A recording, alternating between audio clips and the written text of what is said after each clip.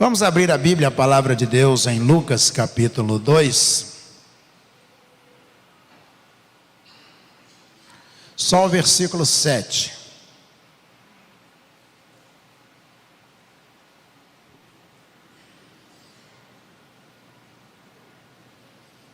Só até a manjedoura mesmo, do jeito que está aí. Só a parte A.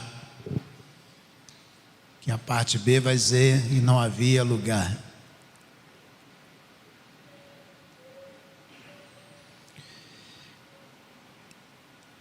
Então Maria deu à luz o seu filho primogênito, enfaixou o menino e o deitou numa manjedoura. Só a igreja leia esse trecho, por favor.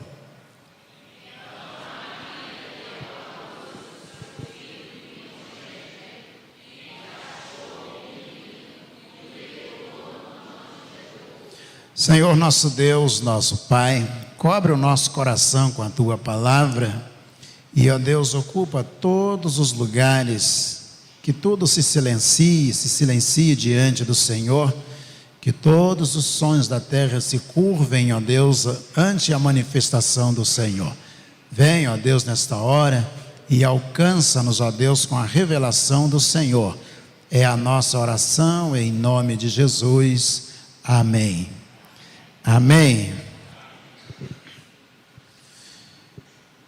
O Natal, ele é esse primeiro e único Natal que nós comemoramos, né? A gente sempre tem Natal todo ano. A gente tem um Natal só e a gente comemora todo ano um único Natal, que é o nascimento de Cristo Jesus, o nosso Senhor.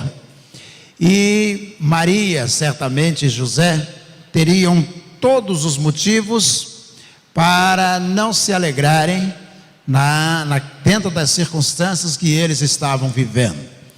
Teriam e tinham todos os motivos para retornarem à cidade de origem, quando eles percebem as dificuldades que eles vão enfrentar.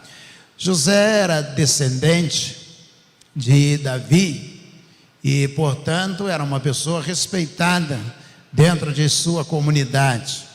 Qualquer casa, qualquer pessoa se sentiria honrada em receber José e sua esposa em sua casa, porque tratava-se de uma figura histórica, de um líder histórico na história de Israel. Imagine, muito além do que temos hoje, imagine você que votou no Lula e soubesse que o filho do Lula viria a Petrópolis. Certamente você se sentiria honrado em hospedar o filho do Lula na sua casa. Eu imagino, José era descendente de Davi. Ou você que votou no Bolsonaro, se o filho do Bolsonaro viesse a Petrópolis, eu acredito que você se sentiria honrado em receber o filho do Bolsonaro na sua casa, não é isso? Tanto um quanto o outro, seria bom você vigiar todas as coisas que vem dentro de casa, para que eles não roubassem alguma coisa, que não é o caso de José. Mas nesses dois exemplos seria bom você vigiar tanto um quanto o outro. Mas nós estamos diante de um descendente do rei Davi. Se você ler o livro de Crônicas e o livro dos Reis, esses livros com os seus segmentos, os 4 segmentos, você vai perceber que todo rei que é empossado em Israel diz assim: ele reinou e o reinado dele foi brilhante, não como o reinado de Davi. Ou então diz: e ele envergonhou o reino de Israel, porque o governo dele não foi como o governo de Davi. Davi era uma referência para Israel. Davi teve o seu ponto máximo como rei, governando Israel e dando diretrizes para Israel, e deixar que Salomão pudesse sucedê-lo e construir o templo, que era assim o grande monumento, a grande construção em Israel. Então José não era assim um Zé. Vou repetir: José não era um Zé, apesar que Zé também é nome bíblico, né? Deus é amor, está lá nas escrituras sagradas, também é um nome bíblico sem qualquer dificuldade de entender.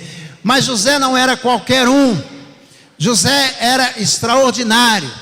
Ele era descendente do rei Davi, era uma figura eminente, alguém que estava em destaque Deus o escolheu, não foi à toa.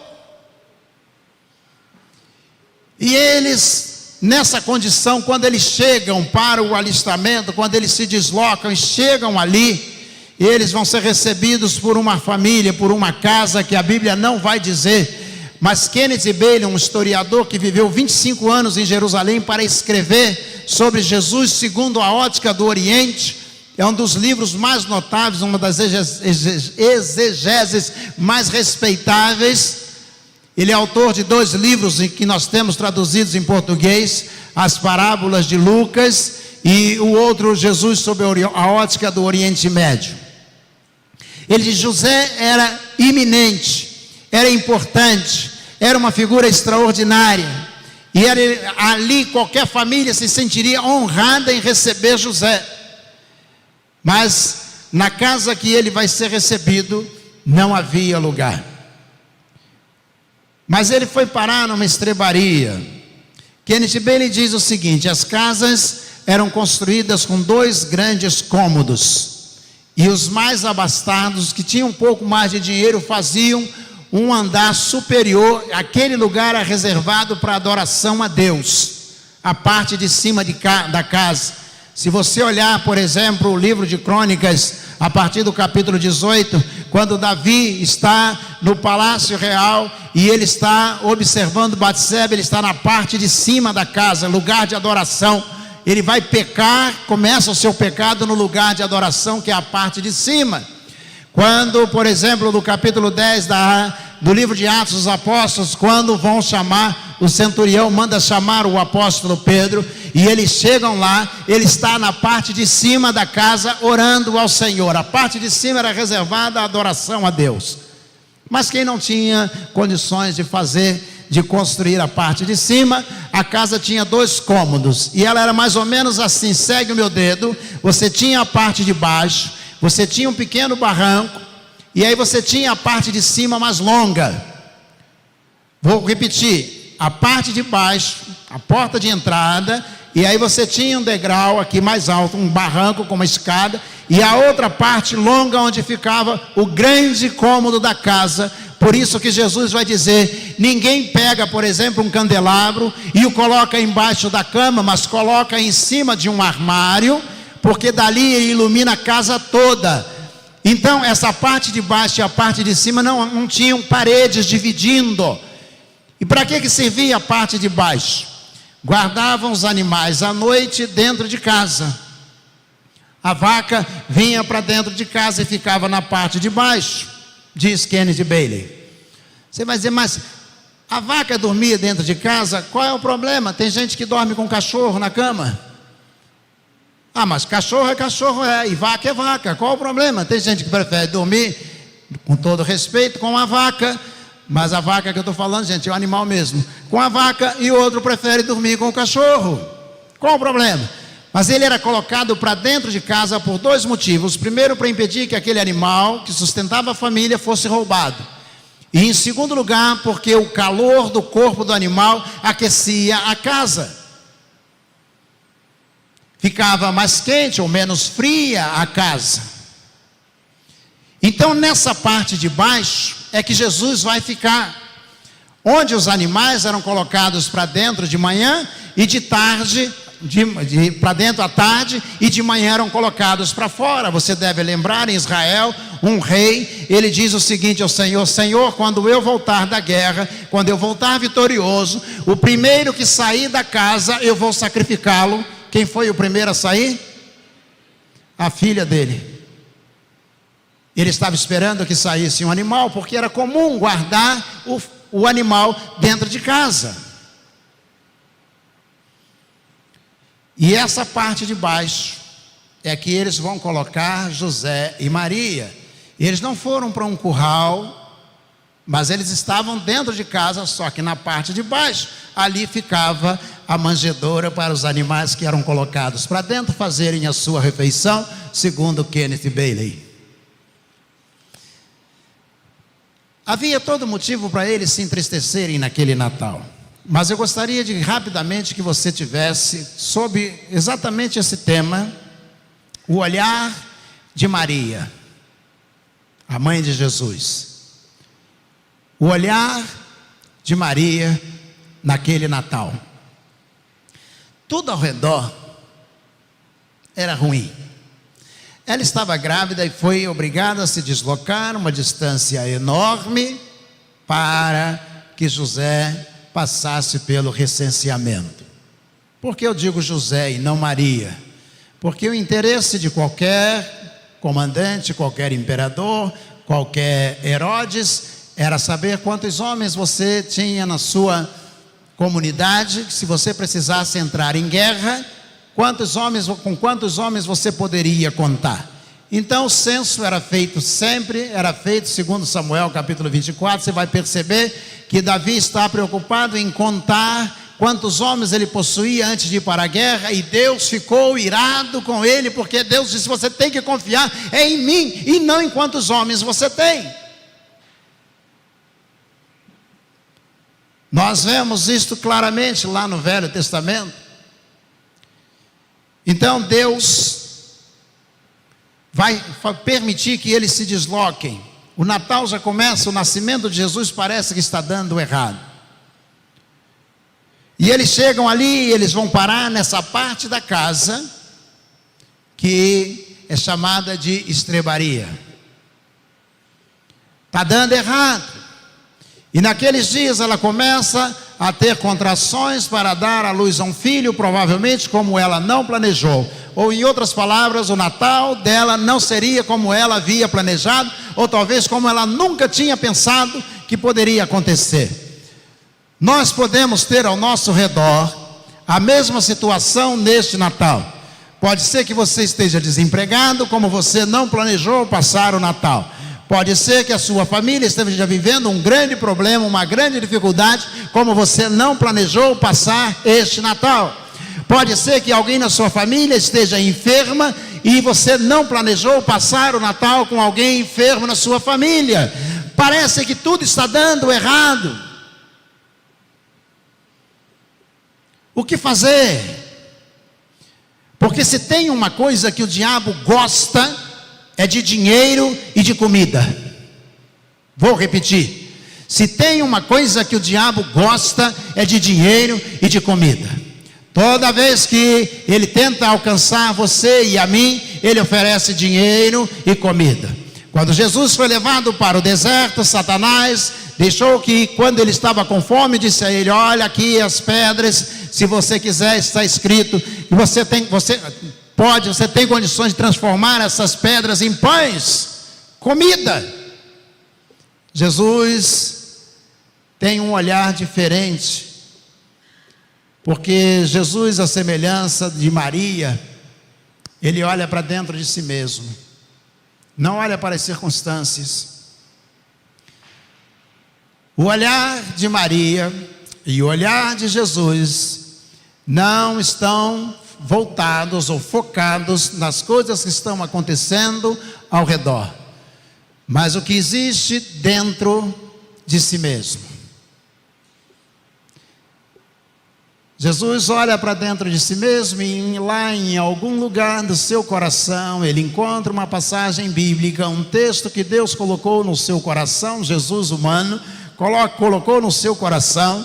E ao invés de olhar para a pedra e para a fome que ele estava sentindo, Jesus olha para o diabo e diz: está escrito, nem só de pão o homem viverá, mas de toda a palavra que procede da boca de Deus. Talvez você olhe para a mesa do seu Natal e lá não está o que você gostaria que estivesse, ou não estão as coisas que você planejou que elas estivessem sobre a mesa, e o seu olhar não pode ficar focado sobre isto. Olhe para dentro de você mesmo e veja o que Deus já colocou no seu coração. E ele vai retirar um versículo dizendo: nem só de pão viverá o homem.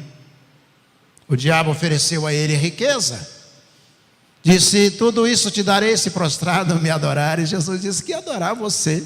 Jesus não olha para a riqueza, Jesus olha para dentro de si mesmo e diz: somente o Senhor teu Deus adorarás e somente a Ele servirás.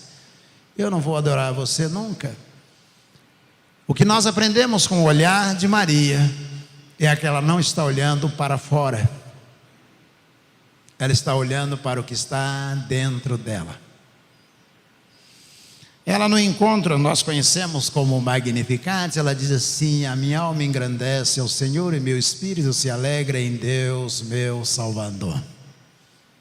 A minha alma engrandece ao Senhor e meu espírito se alegra em Deus, meu Salvador. Qual seria a alegria de Maria no Natal? De olhar para si mesma e saber que vinha trazendo dentro de si o presente de Natal que o mundo inteiro estava precisando.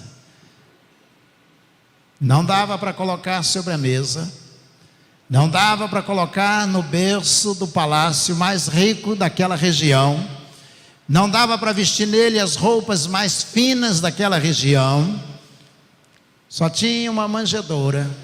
Mas o que faz o Natal, o seu Natal, o meu Natal, não é a manjedoura, não é a estrebaria. E diz o versículo que lemos: e ela deu à luz a um menino. Ela colocou para fora o que trazia de si, que era o verdadeiro Natal. O olhar dela não estava focado nas coisas que estavam acontecendo ou que estavam posicionadas ao seu redor. O verdadeiro sentido do Natal que nós devemos observar é esse sentido dado pela própria Maria. Olhar para dentro de nós. Quanta coisa Deus já colocou no nosso coração que são maiores do que o Natal. Quantas coisas que são maiores do que o Natal. Quanta beleza nós temos dentro de nós que é maior do que qualquer circunstância. Quanta coisa nós já conseguimos juntar, dadas por Deus, e são maiores do que qualquer festa que possamos promover. Ela não olhou ao redor.